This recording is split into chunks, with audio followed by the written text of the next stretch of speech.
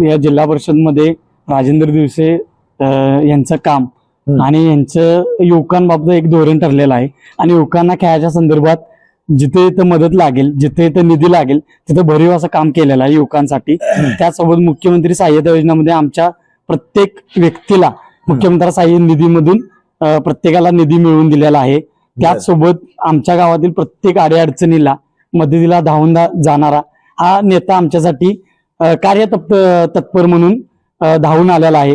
आणि आमच्या गावातील प्रमुख कामं असतील, पाण्याच्या योजना असतील, रस्ते असतील, गटर्स असतील, त्या संदर्भातील 24 लाख रुपये आपल्या शाळेसाठी निधी आता मंजूर केलेला आहे। आणि ह्या कामातून आपल्या शिवसेनेच्या योग्य मार्गदर्शनाखाली चंद्र नरके यांच्या योग्य मार्गदर्शनाखाली त्यांनी भरीव असं काम केलेलं आहे आणि कुठलंही पद नसताना त्यांनी आता एक काम केलेलं आहे। आणि आता जर त्यांना हे पद जर मिळालं तर ह्याच्यापेक्षा कोट्यवधी निधी आपल्या गावात ते आणू शकतात आणि त्या अनुषंगाने युवकांना भरीव असं काम देऊ शकतात।